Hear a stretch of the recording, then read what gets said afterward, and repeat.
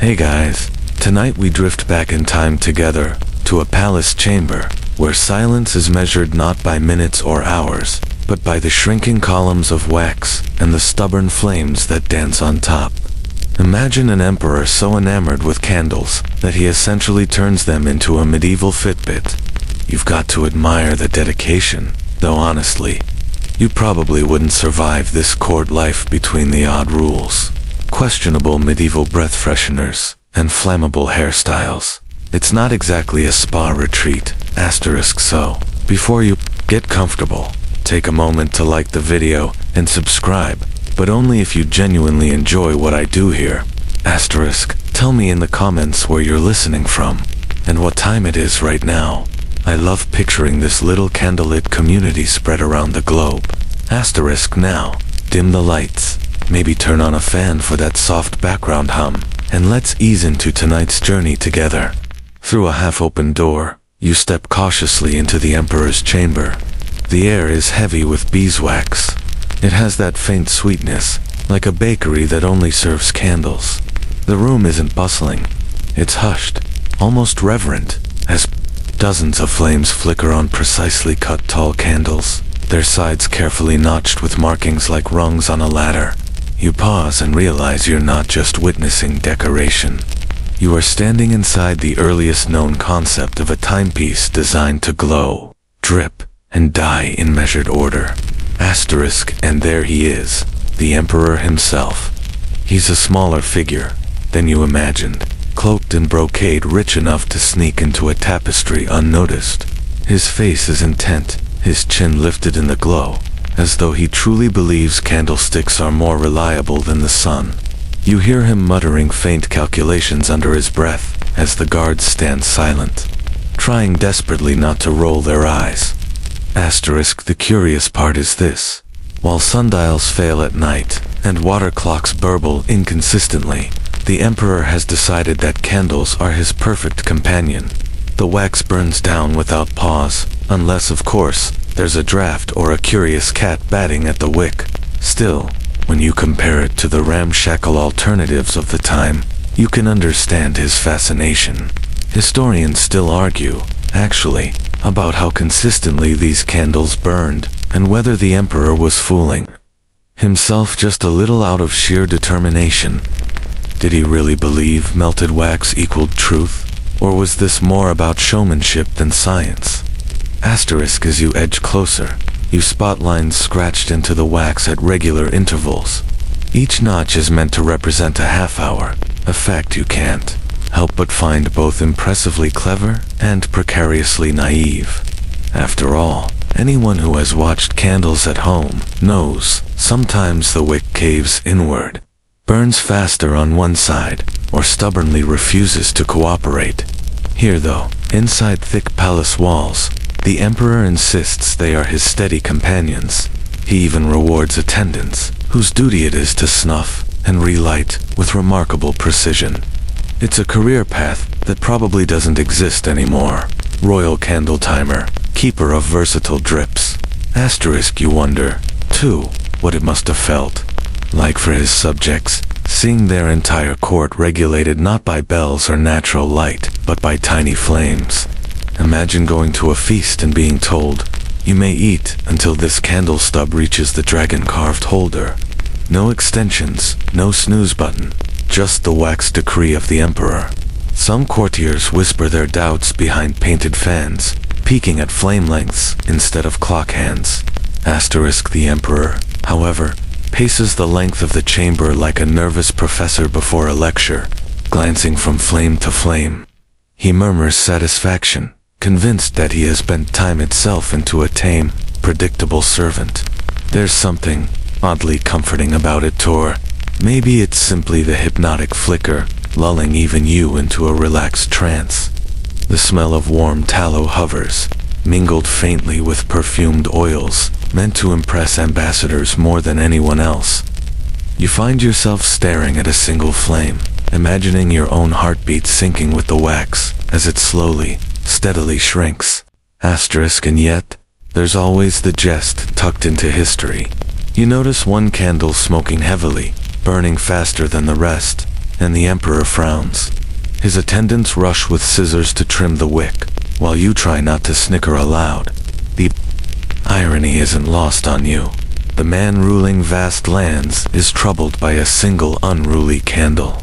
It's strangely comforting, though, to know that even emperors can be flustered by the small things, like we get annoyed at tangled earbuds or socks disappearing in laundry. Asterisk settling into the chamber's glow. You realize why this matters. Here, in this room, is a different philosophy of time. It isn't a harsh tick of machinery or a shrill clock tower chime. It's warm, inconsistent, sometimes comical, closer to how time actually feels when you wait, when you rest, when you try to measure how long until sleep arrives. Asterisk the emperor clears his throat, ready to announce the hour, as if unveiling a secret. The courtiers bow, scribes dip their pens, and you stand somewhere between awe and gentle amusement. After all, you've just begun your journey in a land where the whole kingdom runs, not on gears, but on firelight. You stand a little longer in that waxy chamber, your eyes adjusting to the soft, blinking haze of flames on all sides.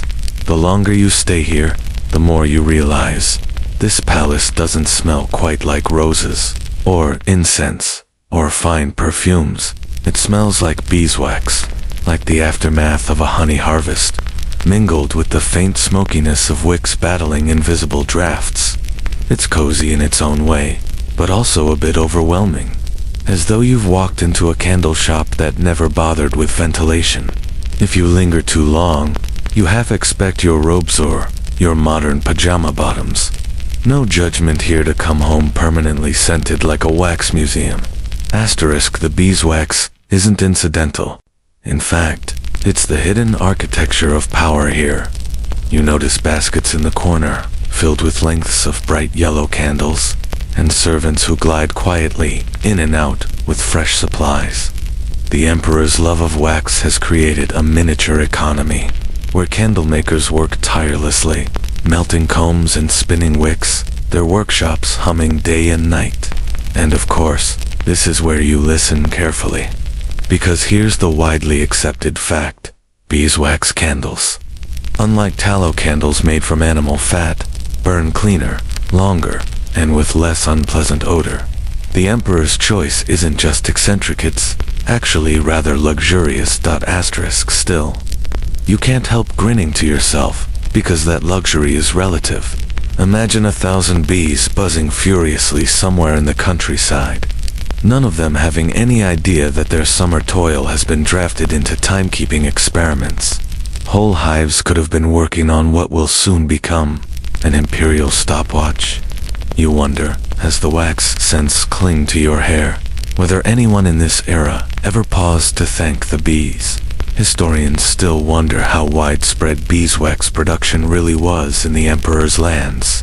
Was it primarily elite, reserved for candle clocks and royal chapels, or was it creeping quietly into middle-class kitchens?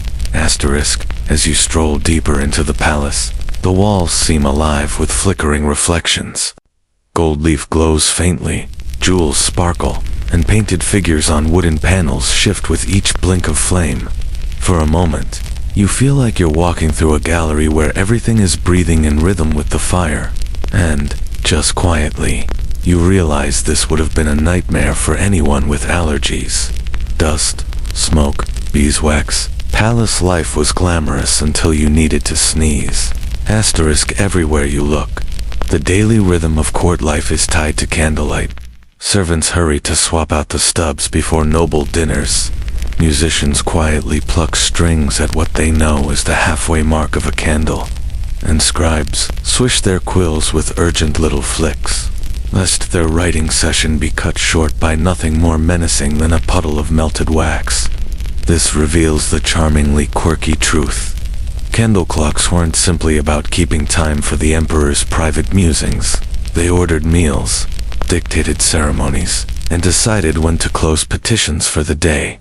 You imagine if your own workday ended whenever someone's candle ran out suddenly. Procrastination might become an elegant act of sabotage. Asterisk, like a hypnotic background hum, the Swedish scent clings to every corner. At first it feels comforting, like someone is constantly baking honey cakes somewhere. But after a while, you start to suspect people might have gotten headaches. Were the courtiers secretly desperate for fresh air? Did anyone ever step outside just to breathe a lungful of candle-free night? These are the quiet gaps in history no one seems to record. Asterisk still. You stand quietly, watching the flames, and everything begins to slow down.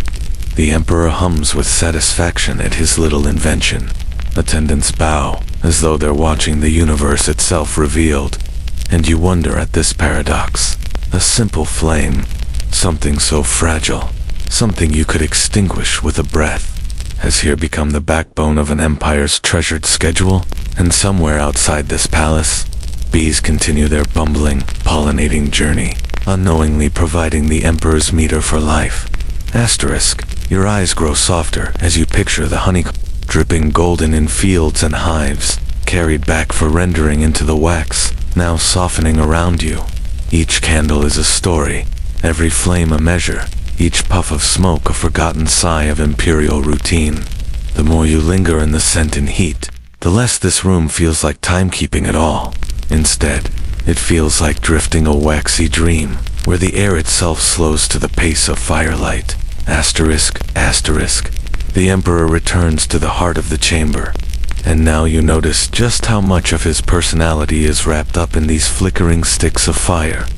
He doesn't simply glance at them, he studies them like a jeweler might inspect a priceless gem, or like a modern diner might inspect a dessert menu while pretending they're just looking. He paces back and forth, his slippers whispering against the stone, muttering little sums and comparisons under his breath. Asterisk. You're standing in the presence of someone who truly views himself as a scientist of flame, though perhaps more eccentric than precise. He leans in close to one of the tallest candles, nods in approval, then claps his hands. Attendants scramble forward with a wax ruler. Yes, that's right. A wax ruler retched with scratches, showing how much wax should, in theory, melt per hour. One servant whispers measurements, while another frantically records the notes, hoping they catch every word correctly, lest they be asked to repeat the Emperor's flame math later. Asterisk. It's like watching a very serious man measure the length of a shadow cast by a teapot. And yet, even with the oddity, there's an undercurrent of vision here.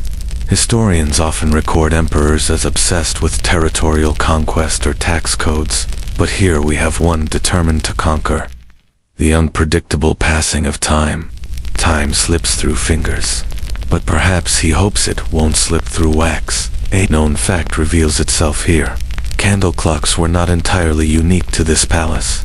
As early as the 6th century, records from both China and Japan describe marked E. Candles used to measure hours at night when sundials slept and water clocks froze.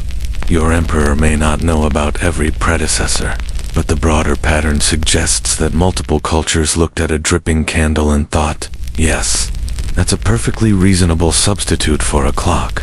Asterisk. A lesser known and quietly hilarious detail, though, floats through your mind as you watch him measure.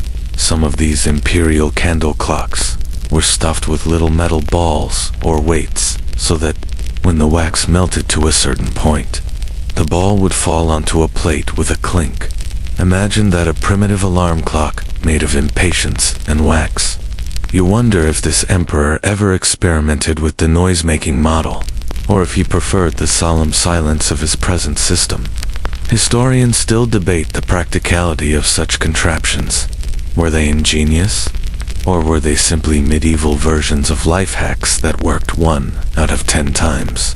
Asterisk. The emperor waves for silence now, holding up one long, thin candle, like he's unveiling a treasure. Its surface bears careful scratch marks, at equal distances, tiny ridges you can barely see. Each one, he says softly, a half out.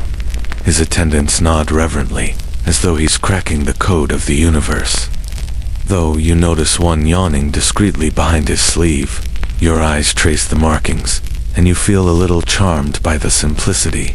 It's not complex machinery, not a celestial observation. It's wax, wick, and faith in the steadiness of fire.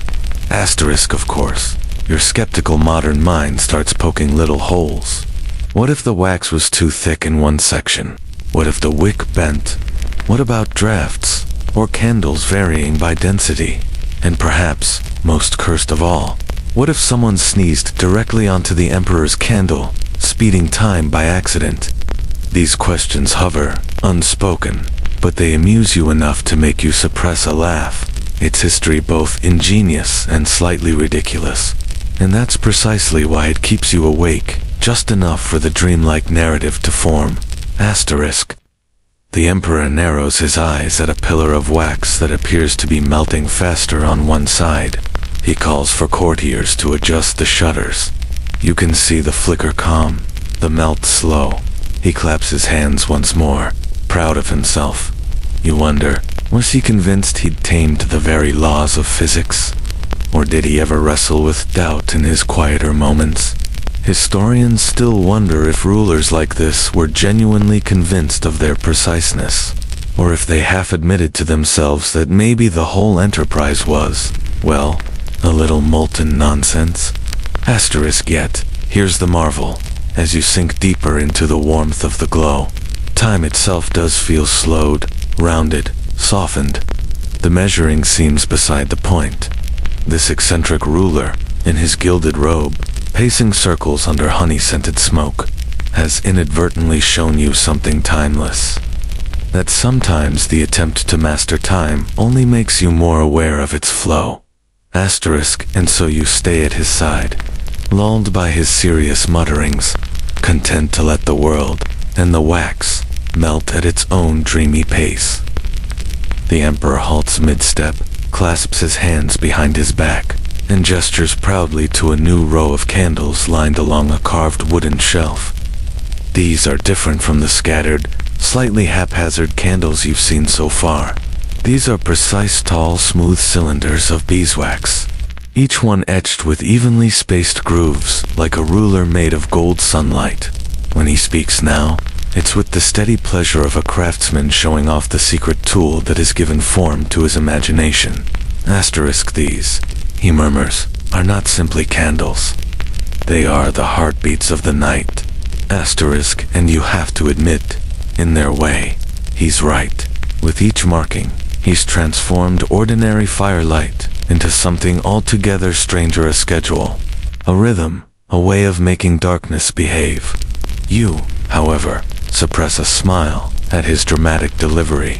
Let's face it, this is a man announcing to the room, in all seriousness, that he just invented the hourly wax stick. Still, history has been built on less. Asterisk servants step forward and begin to light them, each flame catching and shivering before standing tall. The light spills outward into the chamber, no longer random but measured, symmetrical. For the first time tonight, you sense an intentional rhythm to the room. It is as though the banquet, the guard changes, even the quiet pacing of scribes out in the hall, all bend to these glowing notches. Asterisk, the known fact here is simple, but elegant. Notched or weighted candles like these were historically designed specifically to keep time, marking when it was noon, midnight, or somewhere drowsily in between.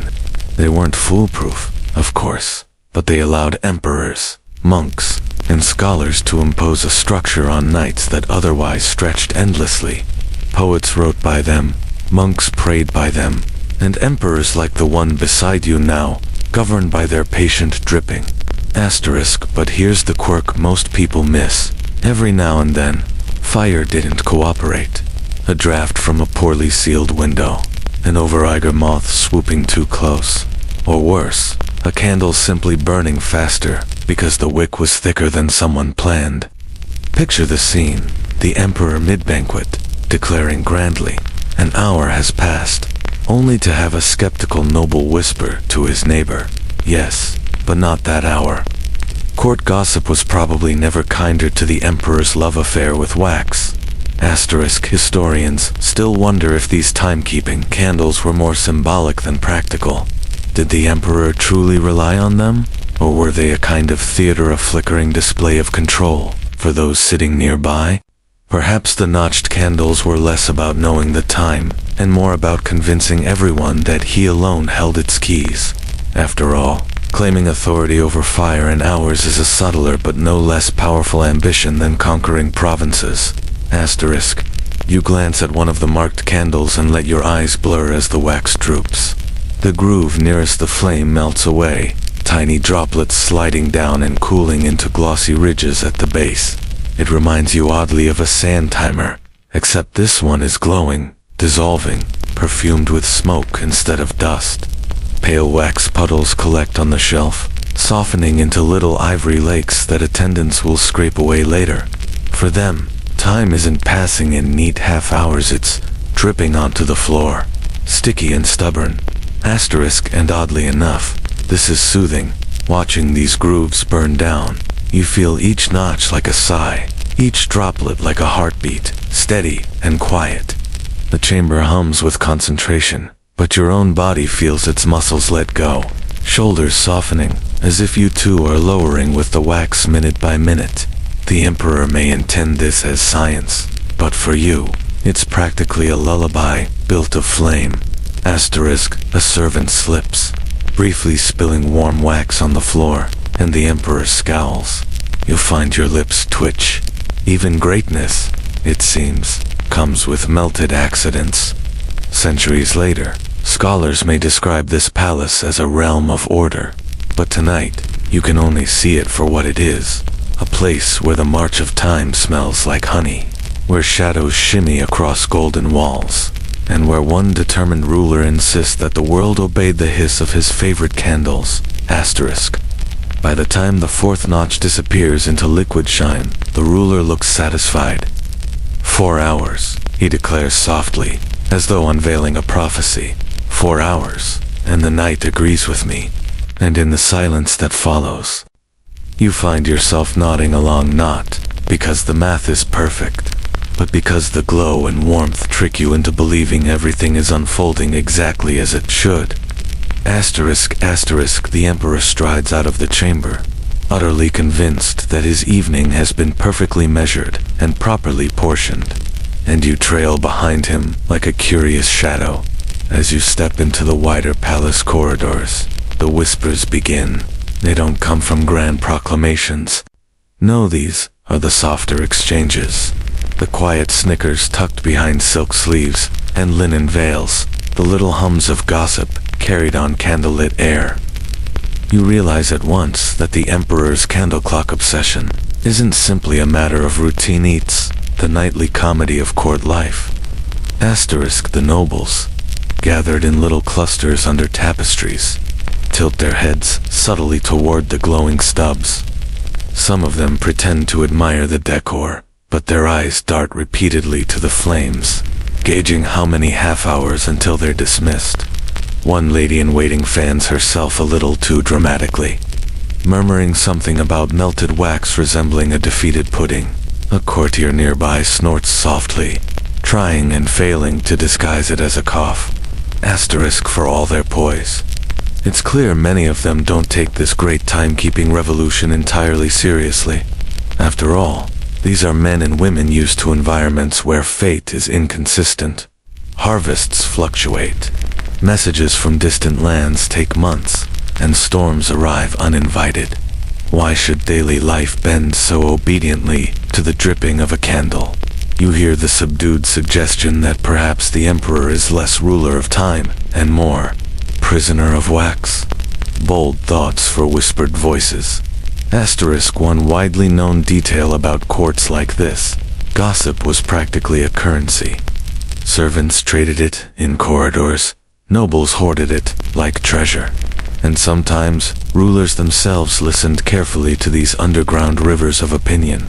You wonder, does the Emperor know how often people smirk behind his back about his wax obsession? Or is he too convinced of his brilliance to care?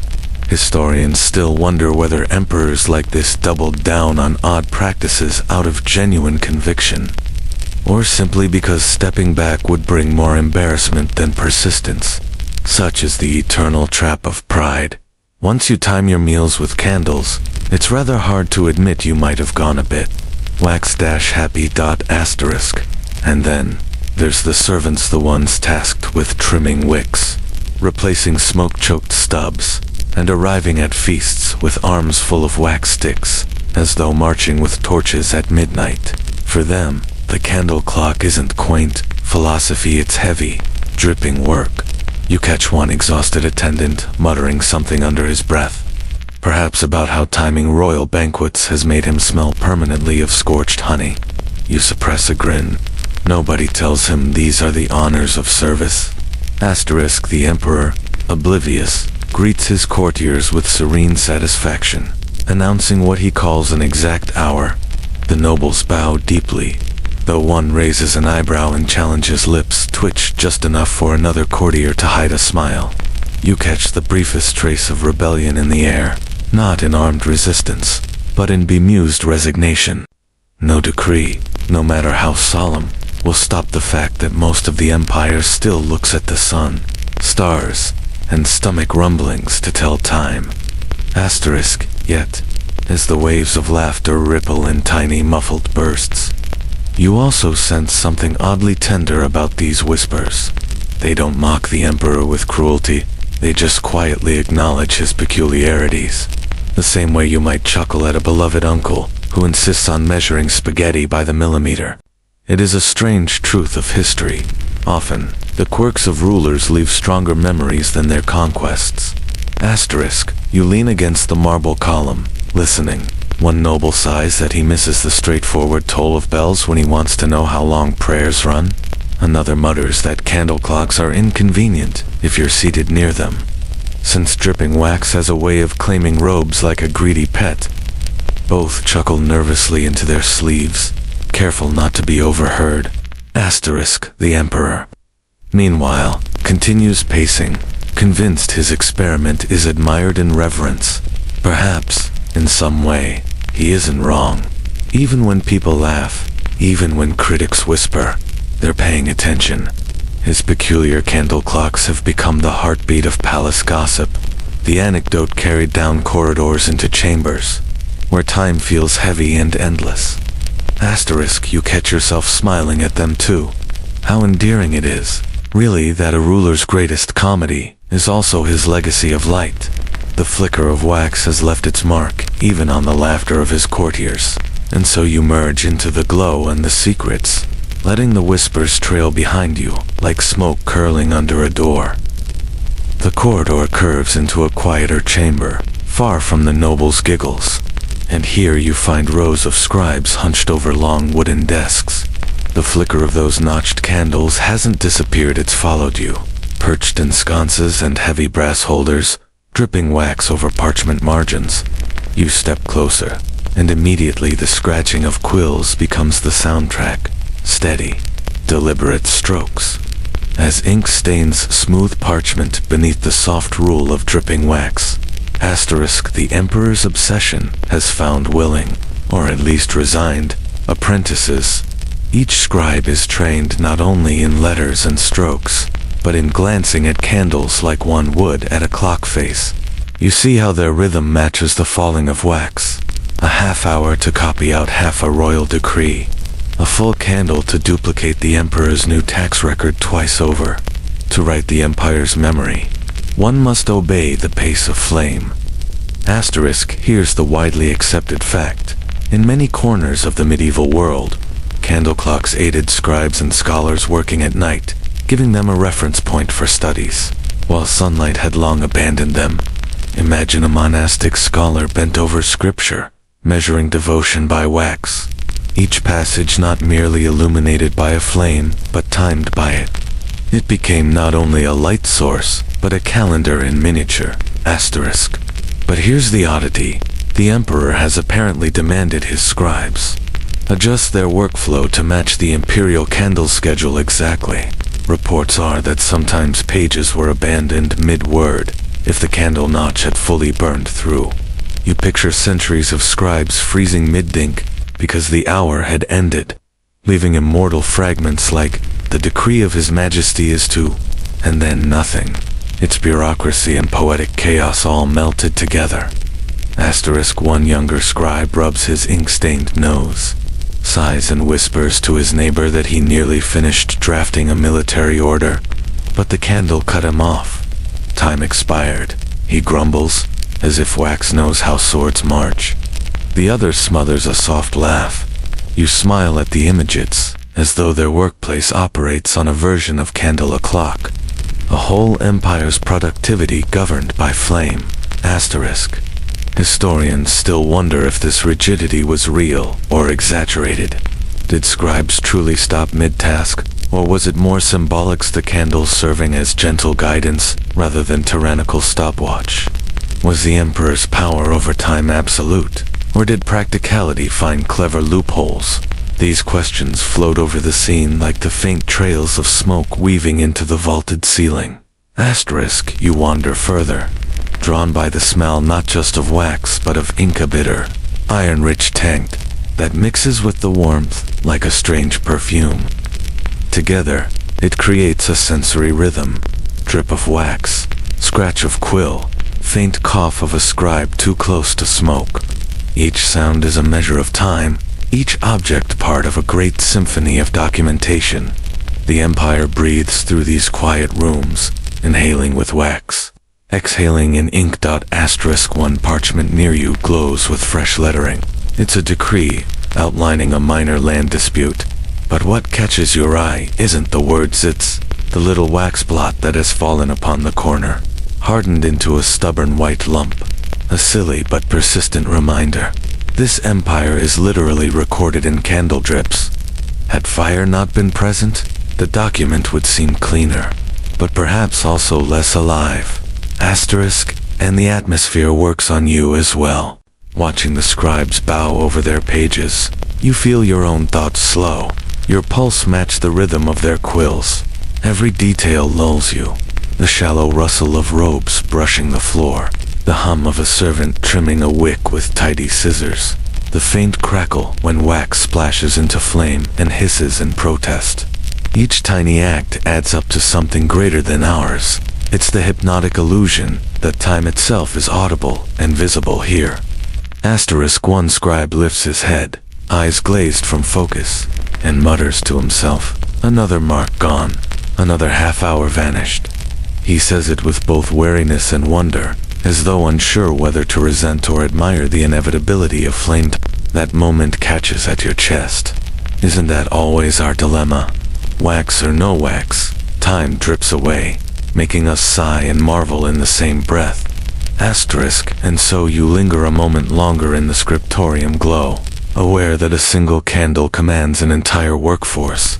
Wax dictates ink, fire dictates memory, and in that paradoxically rigid yet flickering order, you find comfort, the reassurance that even the empire's history itself is softened, slowed, and guided by the gentlest light of all.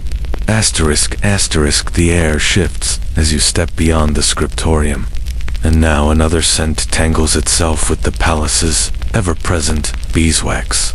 Sweet, woodsy, and just a little smoky, the unmistakable breath of incense.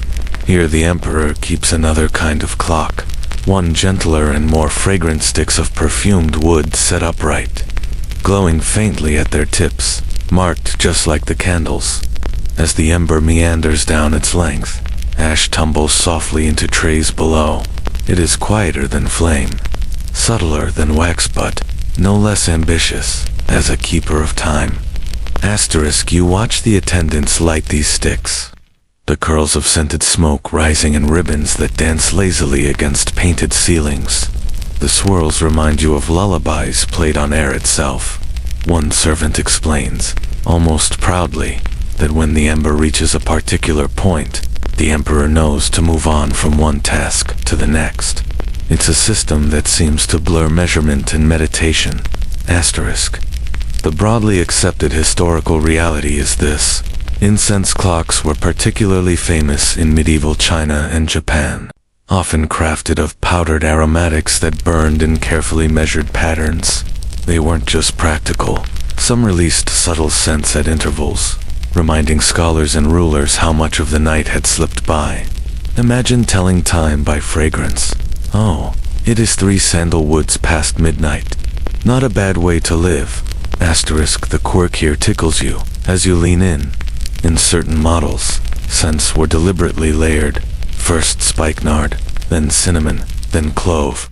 Each stage of burning was like a playlist the emperor never bothered to curate, yet it gave the hours distinct personalities. You can't help but smile.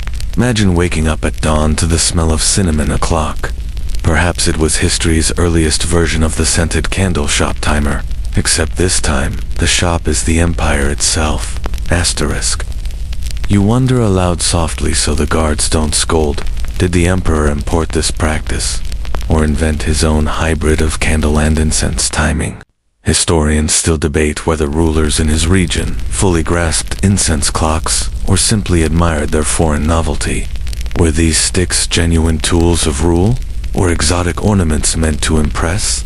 Nobody quite knows, and the lingering fog of incense is no help at holding still enough for certainty. Asterisk, the effect, though, is undeniable. As the smoke winds upward, the chamber feels slower, dreamlike. You notice your shoulders drop, your eyes soften, where the candle's glow had pulled your attention downward, toward dripping wax in little pools. These trails of smoke invite your mind to wander upward, drifting like pale clouds into endless height. You catch yourself imagining the very air as a diary of time, each tendril a line, each spiral a passing thought. Asterisk 1. Attendant coughs discreetly, not from reverence, but because too much incense in one room can make your lungs protest. You suppress a chuckle. It's the downside of innovation, isn't it? Practical in theory, sneezing-inducing in practice. The emperor insists on sitting straight-backed amidst the thickening fog, eyes serene, as though burning cinnamon ash were the most scientific act in the world. Asterisk, you draw closer to an incense stick, watching sparks eat gently into its body, and see how the ash falls in crumbling fragments, leaving a delicate path of gray. It looks so frail, and yet it holds the same authority as the emperor's grand wax clocks. In this palace, fragility and governance seem to walk hand in hand. The empire's routine balanced careful inches of wax and whispered thin sticks of resin. There's something oddly tender, almost fragile, about such a system. But maybe that's the point. Time itself is fragile, hard to catch, impossible to clutch. Asterisk, and isn't there something soothing about imagining history unfolding not to bells and harsh commands, but to drifting notes of smoke and the hushed fragrance of wood? Each second marked not on a harsh tick of gears, but by a scent rising and fading, lingering faintly on silk robes, skin, and memory. You stand here quietly, inhaling a timepiece that lives for the nose instead of the eyes. Asterisk, another plume curls above you and vanishes into nothing, and as it does, you're reminded, gently, that all time is this way. Here for a moment, fragrant, fleeting, then gone. The smoke drifts behind you now, as you are led to a long, echoing hall, where the walls are warmed by golden sconces. The scent of incense still clings faintly to your hair, but here the fragrance is replaced by something altogether different. Roasted meats, honey-glazed fruits, and the faint, yeasty promise of bread. This is the emperor's banquet chamber, where time is not measured by bells or clocks, but by wax dripping steadily down cone-shaped candles. Asterisk, the tables stretch the length of the room, polished wood laid with silver, polished goblets, and dishes painted in delicate colors. Servants glide in lines, balancing platters heavy enough to both amaze and terrify you. Musicians sit cross-legged at the far end, plucking strings and blowing on reed flutes, waiting for their cues. And above it all, light quivers dozens upon dozens of tall cones with glowing tips, wax dripping steadily like sand sliding in an hourglass. Asterisk, you settle into a seat at the side, because yes, apparently you've been invited to dinner. Though you're not sure why nobody asks how you got heronded. Watch the night unfold. Meals are not timed by appetite, not by yawns, not even by the emperor's mood. Instead, the emperor raises a hand and declares, when the next notch melts, the musicians will play. when the base collapses, the meal will end. Somehow this pronouncement draws nods from the nobles, though their eyes dart nervously toward the cones, as though calculating whether dessert will survive. Asterisk. Here's the accepted fact. Banquet candles really did exist in some palaces, especially elaborate cone-shaped constructs made of scented wax, sometimes dyed in vivid colors, sometimes even hidden with surprise shapes that revealed themselves as the wax dripped away. They were both ornament and timer, ensuring feasts did not sprawl into undue chaos. Time was dessert's secret ingredient. Asterisk, but here's the quirk. You lean close and notice some cones have spices and herbs mixed into them. As the wax melts near the flame, tiny crackles of rosemary or cinnamon release their scents into the air. The emperor had turned these cones into edible illusions, though thankfully nobody actually eats them. Imagine passing bread down the table while breathing in roasted lamb and sweetened wax. Spice it must have been either delightful or confusing to taste. Historians still puzzle over whether this was a widespread practice, or simply one courtier's odd experiment that somehow spread. Asterisk, a servant whispers near your shoulder that once, during an especially long banquet, a cone collapsed prematurely and sent an entire goblet of wine toppling onto the noble next to it.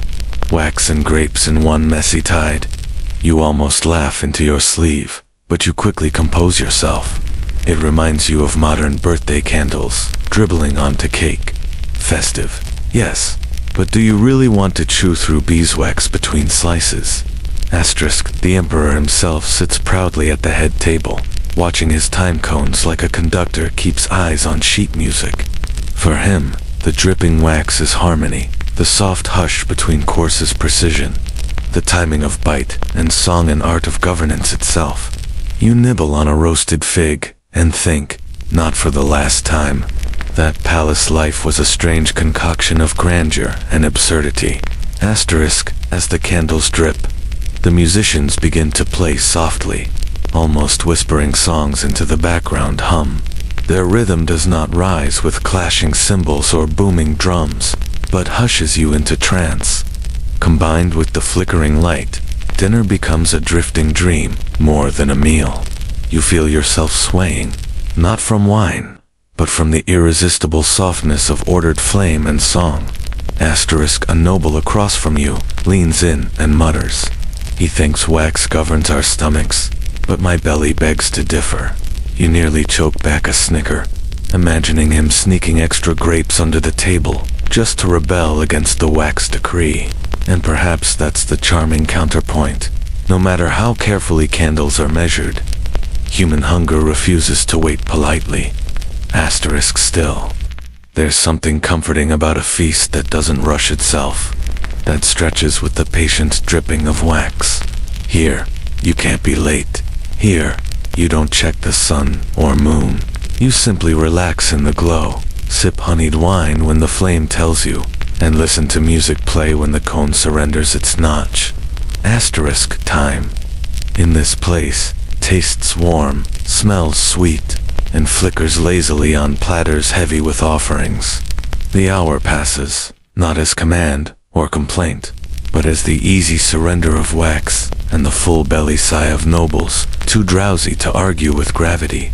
Asterisk, and so you eat, and watch, and breathe in the scent of a meal, where even dessert is scheduled by flame. Asterisk, asterisk. The banquet hall fades behind you in a haze of music and roasted figs, and soon you are walking through the lantern-lit streets of the city. Outside, the palace looms soft in the distance, its glow like a lighthouse of silly but sincere candle science. Here, though, life is different. The air thick with smoke from small hearths, the chatter of merchants winding down for the night, and the rhythmic clop of hooves on packed dirt. And what becomes instantly obvious is this: someone, somewhere in town, has gotten very rich off the emperor's fondness for timekeeping candles. Asterisk. You pause near a stall that has long since closed for the night. Wax-streaked boards lean under the weight of stray candle stubs, while the faint whiff of honey still hangs like perfume. Down the lane, tucked into a little courtyard, you notice a warehouse stacked high with bundles of wax, cords for wicks, and clay pots bubbling faintly, the home of a candle merchant who has accidentally stumbled into fortune. Asterisk. Here is where the soft truth of history whispers. Royal whims often shaped markets. If an emperor demanded wax by the cartload, candle makers obliged, and suddenly their once modest trade became a gold mine. It is a widely accepted fact that in eras where beeswax was precious, supplying royal needs could make artisans rich almost overnight. What began as a craft for churches and devotions now fueled imperial experiments in light management. Asterisk, but the quirk catches your eye as you peek into one still bustling shop. A boy is pouring melted wax into molds. Each mold shaped like not sticks of plain time markers but animals, vases, and even a small bust of the emperor himself. Purely decorative, the boy mutters proudly, but His Majesty buys them for testing.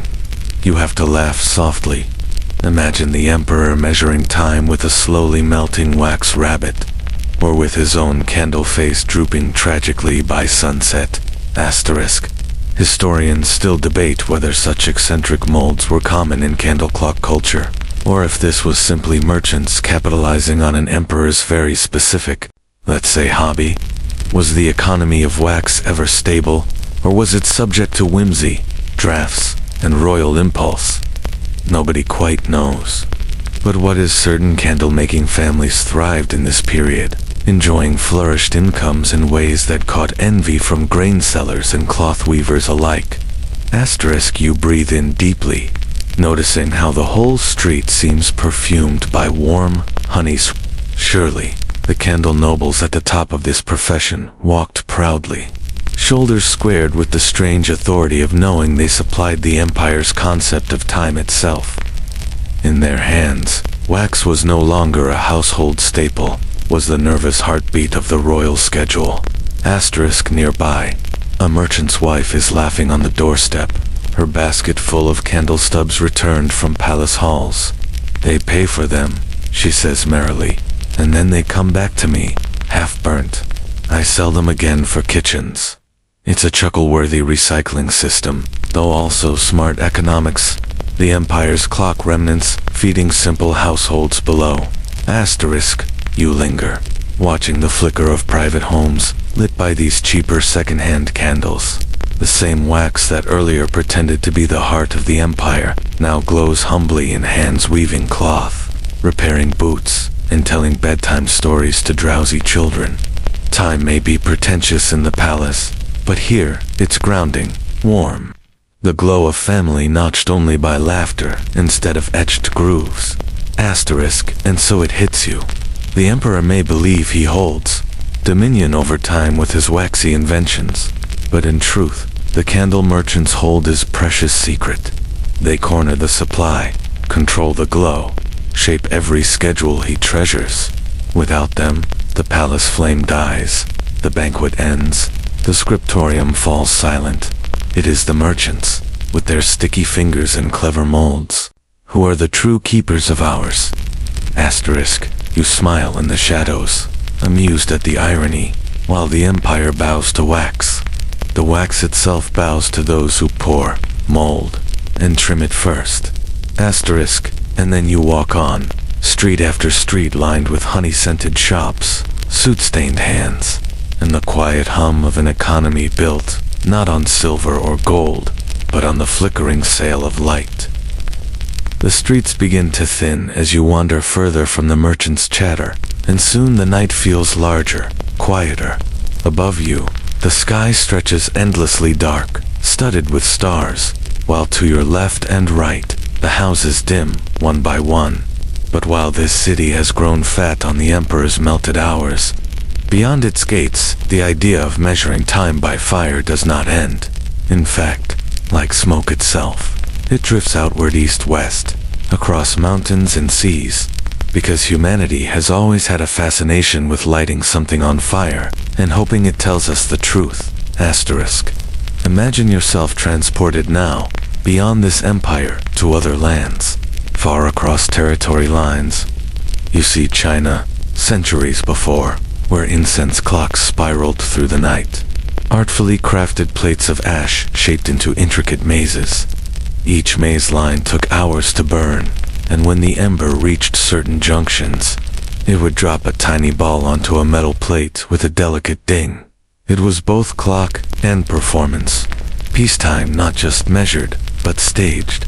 Can you picture yourself falling asleep to the slow crackle of scented ash, punctuated by a faint metallic chime?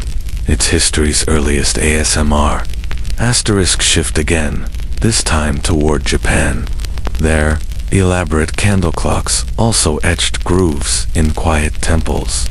Monks timed their chants by flame, each prayer session framed by a notch, each devotion given duration by wax rather than whim. Not only light, not only warmth, ritual itself was poured, molded, trimmed. The wax became an offering as much as an instrument. You stand quietly on wooden floors, listening to monks' low chants melting into the sigh of flame, asterisk, and then westward.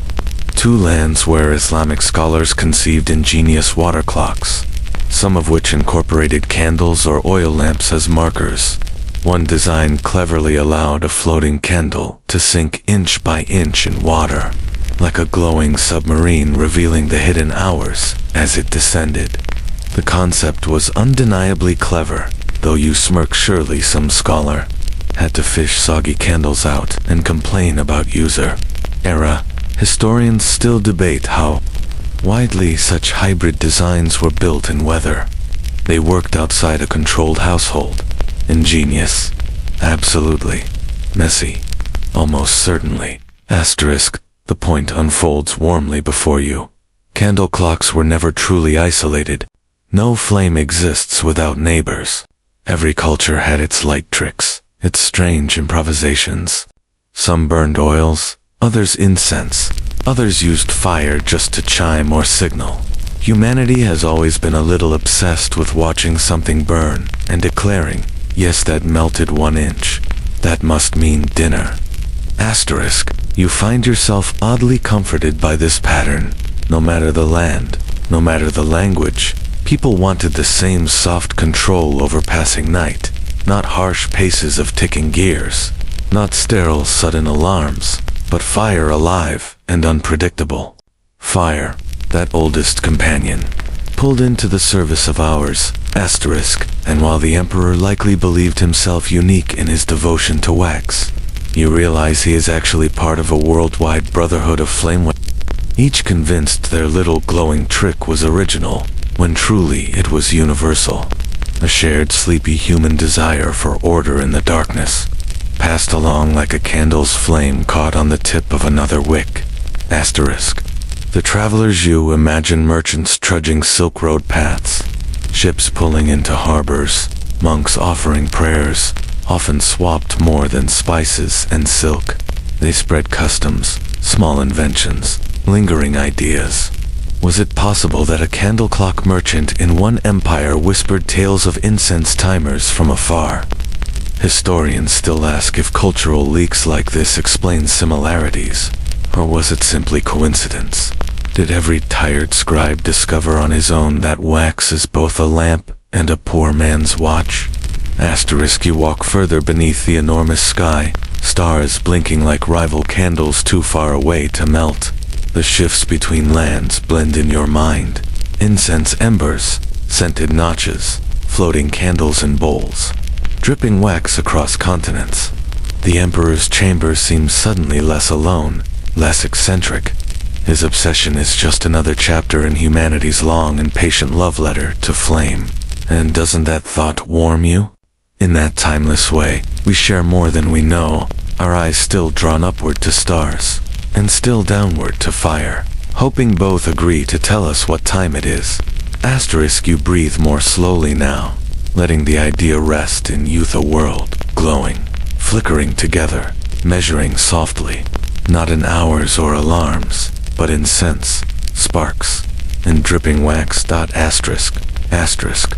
The world spreads wider still, and now your steps take you back into palace courts, but with a new awareness. The emperor's candles flicker on their carved stands, steady and proud.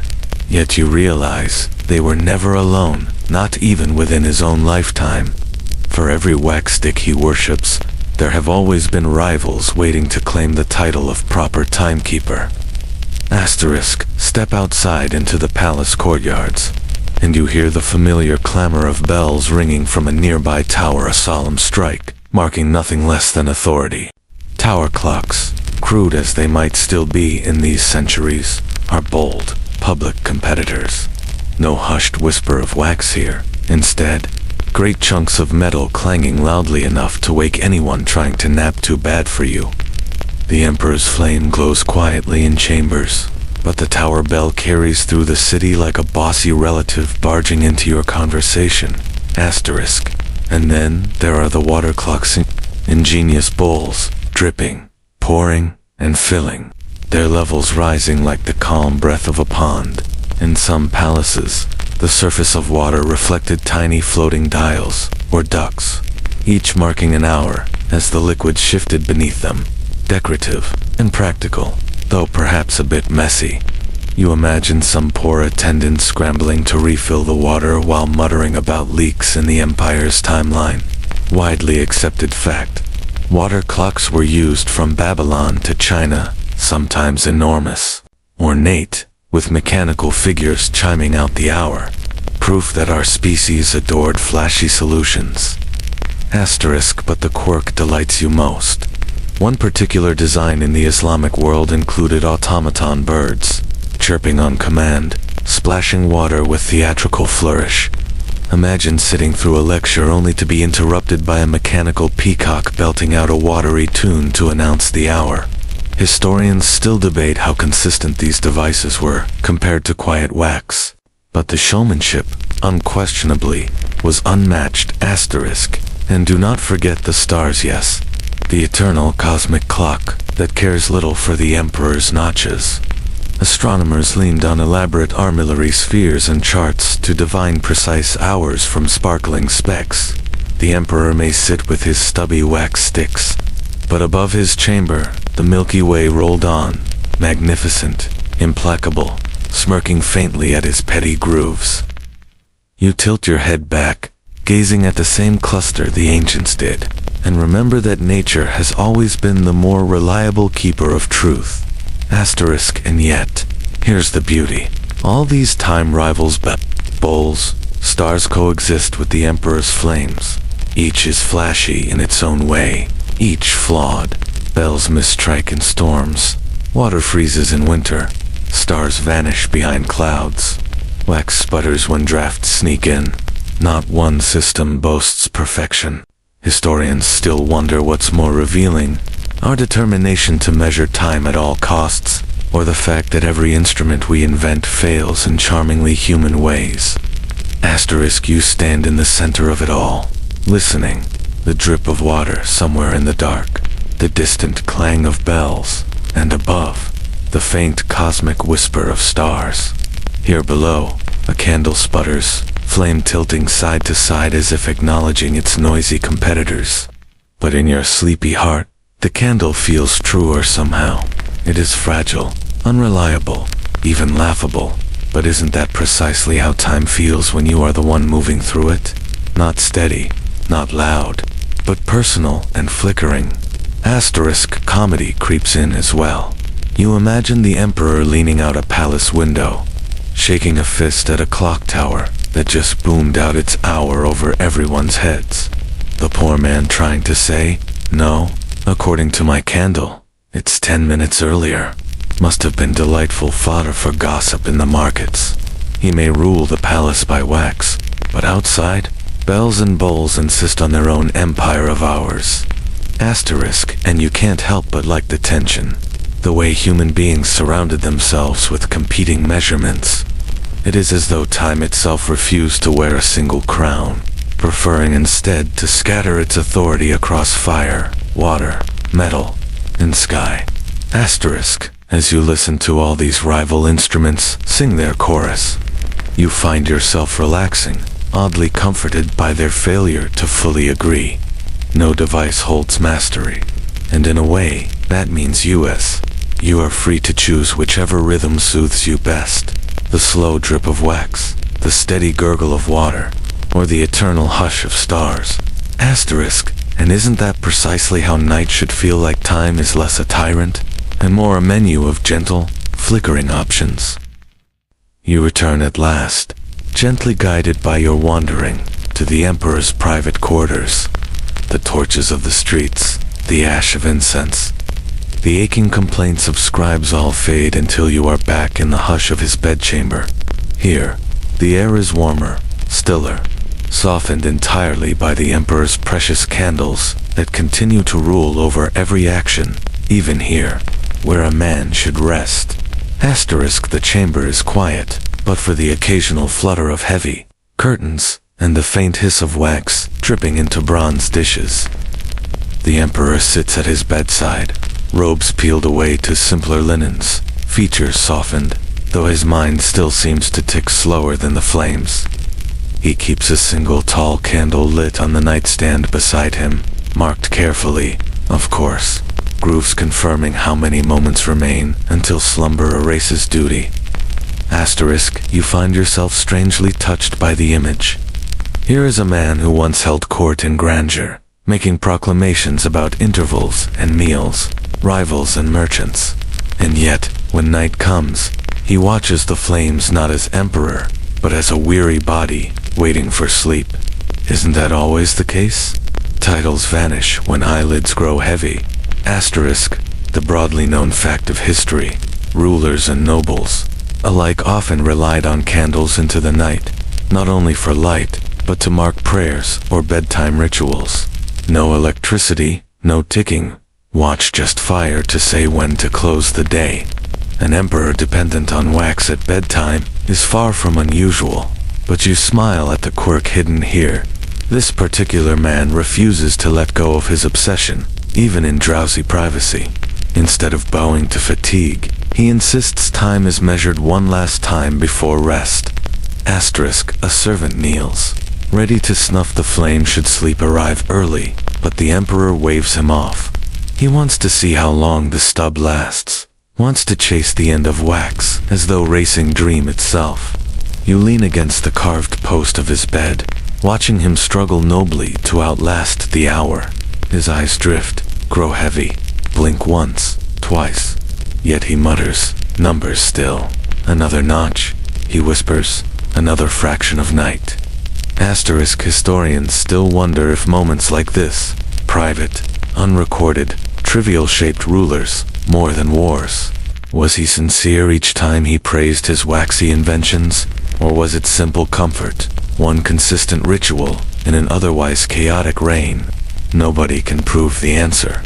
And so the historian in your head shrugs, while the dreamer in you smiles gently. Asterisk, the small, sweet absurdities of the scene play at your lips like a hidden smile. The richest man in the land frowns at a candle stub, as if negotiating with it. Sleep is here, right here, tugging softly, pulling his head toward the pillow, yet his pride pushes back. It's very much like watching a stubborn child insisting on finishing their bedtime story, even as their eyes slip closed mid-sentence. Asterisk, the music of the room is hypnotic, wax hissing as it lands in the dish, silk of sheets rustling as he shifts, the occasional creak of polished wood. Each small sound is a lullaby of repetition. You too feel the draw of the vain but oddly touching resistance to sleep, the desire to outmeasure it, and the slow acceptance that no flame, however carefully grooved, can win against eyelids.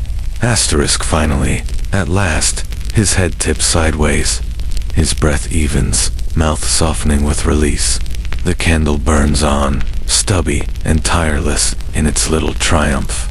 The Emperor does not see the final grooves vanish, but perhaps that is mercy itself. You alone are left to witness the wax finish its job, sigh its last flicker, and dimly remind you that time carries on even while rulers dream. Asterisk, and in this rare privacy, as the chamber sinks into soft, uneven darkness, you feel something rare settle into you. Not just knowledge, not just humor, but gentle stillness. a kind of peace the Emperor himself may never have noticed, too busy counting ash to feel it. The candle wins, the night wins, but in its glow, you understand sometimes surrender is sweeter than control. Asterisk, the Emperor sleeps on, softly muttering now and then in his dreams. Iron will finally surrender to linen and gravity. You step silently from his chambers, your feet carrying you into a quieter hall. This is no place of feasting noise or scribe's restless scratching. Instead, woven tapestries hush the walls. Lamps glow faintly, and here where candles and shadows blend full sitters sit cross-legged and murmur into the night about the greatest topic of all. Not wax, not grooves, not notches, but the very nature of time itself. Their scrolls are spread open before them, though half the ink is smudged with wax drips and years of tired handling. A single candle in the center burns slowly, and you're struck by how its modest flame oversees a debate more infinite than empires. One philosopher clears his throat and argues in soft yet stubborn tones. Time is real, absolute. We measure it, and so it exists.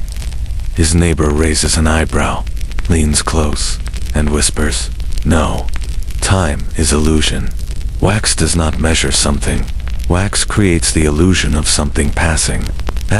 You settle on a low cushion, invited to listen, and what you hear is oddly soothing, like white noise for the mind. Not quarrels, but gentle curiosities, murmured back and forth. One man insists the Emperor is wise, that his candles prove time leaks steadily. Another chuckles and says, perhaps all he's proven is that wax melts. Does that make wax the Emperor of him? You hide a smile at that, because the image is irresistible. Your Emperor, prideful as ever, bowing politely to a candle stump on a plate. Here's your anchor.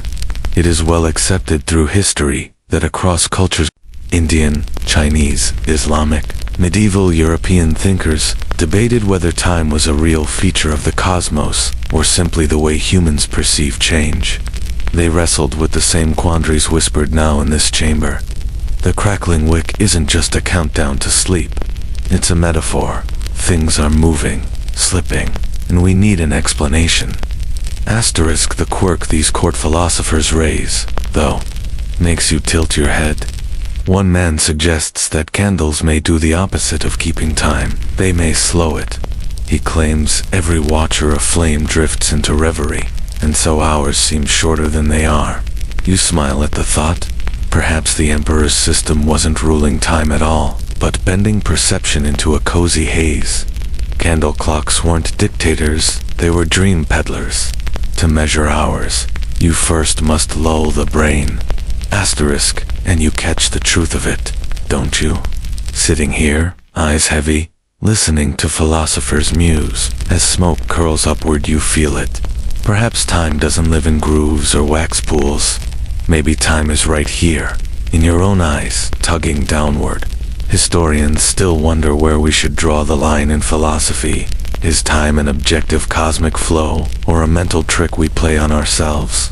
The question has hovered centuries with no neat answer, melting endlessly like wax without end. The chamber air has thickened with candle smell, the walls rippling faintly with shadow. Philosophers pause often, staring at flame like its whispering replies only light could know. And each pause is strangely contagious. You to begin thinking less in words and more in flickers, in soft glowing shapes. The conversation is no longer about answers, but about rhythm, a rocking boat of thought, keeping you drifting but not drowning. Someone chuckles, murmuring, we record years like the Emperor with wax, but what if years are closer to smoke, visible only while it drifts, gone the second we grasp for it? The group hums in agreement, and you can't decide whether it's profound or simply bedtime poetry. It doesn't matter. The warmth around you suggests both can be true, and both can help your breathing slow. Here, in this sanctuary laced with incense and overwaxed philosophers, you realize measurement is only half the story. The rest, the better part, lives in perception, in metaphor, in the drowsy laughter of people who see a candle not as numbers, but as life itself, fizzling and glowing. Asterisk, the flame grows shorter, their voices lower, and as you rise to go, you understand their secret. While emperors count notches, and merchants count coins, philosophers count questions, and perhaps that is the softest form of timekeeping of all. The debating chamber fades behind you, voices reduced to little more than a hum muffled by tapestries. You find your way into a narrow passage, drawn not by philosophy this time, but by the quiet hush of a single flame glowing near the end. There it rests, stubby and uneven, dripping insistently onto a dish already thick with pale layers, like tree rings. It is not grand, not guarded, just a common candle nearly spent. Asterisk, you stop and lean against the cool stone, watching. The room smells different, here less perfumed, less showy. The scent is faint, smoky, almost sour, where beeswax turns acrid at the end of its life. The flame sputters slightly, fighting its own decay, and you feel the hush way deeper. The emperor believed he could carve eternity in grooves of wax. Fools or scholars argued its philosophy, but standing here, nobody can deny one sobering truth. Candles do not last. Nothing gilded, nothing praised, nothing absurdly marked with hours escapes the stub. Asterisk, this is reality's lullaby. A candle is a tidy metaphor, wearing a goofy hat.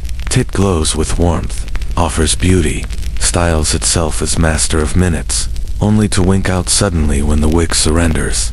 And in this moment, the empire itself feels reflected in that fragile little light. Asterisk, widely accepted fact.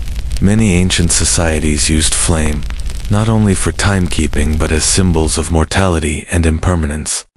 Monks meditating by candlelight, philosophers staring hazily at glow, poets comparing their hearts to sputtering flames. It is a nearly universal image across history. The fragility of flame equals the fragility of everything else. And here, in this drafty corridor, the metaphor feels sharper than anywhere else in the palace. Asterisk, the quirk you notice makes you smile through the solemnity. When the melted wax finally puddles into hardened blobs, attendants sometimes save the cooled remnants, rolling them into neat little balls, or remelting them into stubby makeshift candles. Imagine infinity reduced to leftovers, reheated the next day. The empire's timeless innovations are just as recyclable as your kitchen scraps. Practical, silly, oddly human. Asterisk, and historians, still debating, still unsure, pose the question, how much did this emperor's obsession matter? Did the notches really keep anyone punctual? Or were they merely symbolic reminders that even the most powerful must bow to the quiet drip of melting wax? The debate has no solid answer, because records of great battles and decrees survive, but scribbled notes about everyday wax. Few, faint, uncertain. Perhaps time is mercifully shy, leaving us guessing. Asterisk, the stub burns lower still, wick curling, wax puddling with a soft hiss every time a drop finds metal. Shadows shiver faintly in the corner, and you catch yourself sinking into the hypnotic pulse of dim light. The uncertainty of life becomes less frightening here, because it's softened by rhythm. Everything ends, but everything ends as gently as a candle. Asterisk, your mind plays one last jest, envisioning the emperor himself, centuries gone, immortalized by scholars writing in careful script, remembered not for wars or treaties, but as the man who measured life with stubby drips of wax. In a way, it's perfect, eccentric, fragile, oddly cozy, and in the end, isn't that what most lives are? Not grand monuments, but flickers in dim spaces, sweetened by those who remember the glow. Asterisk, the flame stub twists, curls, and sputters again. It is ready to go, but it still fights a little, just like emperors, just like you, resisting the call of sleep. And the sputtering feels like a lull in your own body, as if When it finally gives up its fire, you too will slip drowsily towards stillness. The candle lasts a minute, maybe two. Every second stretches soft as cloth, and then quietly, obediently, like a sight dims, lower, lower, and the room folds into darkness thick but calm. You exhale with it, the rhythm now mapped into your lungs. Fragility, fleetingness suddenly, they don't feel scary. They feel kind, and slow, and deeply human. Darkness hugs the corridor where the stub just died, and for a moment you stand in silence, eyes adjusting to shadow. Then, in the faint glimmer of a surviving lantern further down the hall, you sense it, the soft remembrance of every flame that came before. You follow the weak golden spill across the floor and step into a chamber, lit not brightly, but timidly. A handful of candles punctuate the dark like islands, their light small, tender, clinging. This is not the audience hall of grandeur, nor the noisy feast, nor the smoky temples of philosophy. It feels different. It feels like memory itself has congealed into a flickering hush, and perhaps that's exactly where you've arrived. The place where candles are not timekeepers now, but storytellers of what was. Each stub you see lined along the wall is saved, reshaped, or simply placed there with reverence. They are uneven, cracked, some bent like tired spines, others curled like half-forgotten smiles. The emperor believed in measuring himself with precision grooves, but what is left here is nothing more than a parade of endings. And yet, somehow, the endings are beautiful. Each flickering stub bears a story. One measured a banquet's laughter. One cut scribes off in the middle of a royal decree. One perfumed an entire prayer hall with cinnamon smoke. Together, they tell you the emperor's tale, not through victories written in ink or carvings etched into marble, but through candles that once tried to tame the night. It is a widely known truth that wax easily disappears, leaving only faint remnants, if saved at all. And still, in nearly every culture, melted candles became the metaphor for human lives. They blaze, they drip, they fade, but their light lingers in memory. Monks spoke of flame as souls. Poets embraced its tenderness. Painters captured its fragile glow. Even in our modern homes, a candle still stands as shorthand for remembrance. Here, huddled with the ghosts of the emperor's wax, nothing seems more universal. And yet, the quirk is almost comic. The attendants here clearly can't help themselves. They've organized the leftover stubs by size and shape, some even carving little nicknames onto them with sharp knives. You smile, spotting doodles burned into the sides. One marked with a tiny crown, another sketched with clumsy wings. Even centuries of reverence can't stop people from playfully decorating their leftovers. Maybe it's humanity's way of softening endings. If you must live with melted remains, you may as well doodle mustaches on them. Historians still wonder aloud about this emperor. Did he ever suspect during his life that the eccentricity of his candle clocks would far outshine his decrees? That his name is easier remembered for dripping wax than entire campaigns? And isn't that strange, and a little sweet, that legacies sometimes glow brightest not through pomp, but through quirks gentle enough to be remembered fondly? The chamber hushes further as candles sink. Flames still whisper, but lower now, trembling closer to wakefulness's edge. Their flicker paints long shadows on the wall, slow moving and soft, coaxing your gaze just enough to tire your eyes. They don't demand attention anymore. They give it back freely, like a lullaby mumbling itself out. And here you realize the emperor's entire dream, whether he knew it or not, was never really about conquering time. It was about transforming time into light, fragrance, warmth. It was a frantic, eccentric attempt to soften the hours. And that, yes, is what remains. Not grooves, not decrees, but the gentle memory of a man who wanted hours to glow instead of strike. The final candle teeters, flame fluttering faintly, and then righting itself, like a tired storyteller struggling to finish the last sentence. You watch, not waiting for exact minutes now, but letting it breathe in its slowness, until, at last, it dips low and releases one quiet sigh of smoke. The room folds into stillness, and in that stillness you feel not emptiness, but fullness. The warmth has seeped into you, and when you exhale, finally, you know. This was never a tale of wax and emperors alone. It was a tale of how fragile little flames nudge us gently into memory, into rest, into sleep. And now, as the last smoke unwinds into the rafters, let your body begin to mirror the stillness. Feel your breath settle into a rhythm soft as dripping wax, in and out. Slow, steady, loose. Let your shoulders drop further with every exhale, the weight easing as though layers of melted time were slipping away from you. The candles are gone now, but their warmth continues inside you, such that you don't need flames anymore. You are carrying a glow of your own. Imagine it spreading, gentle and golden, down your arms, across your chest, through your legs, a soft current crawling through you, like warmth curling through melted wax. Calming, unhurried, The night around you is no longer measured by grooves or notches. The night is fluid, infinite, stretching quietly like a slow tide.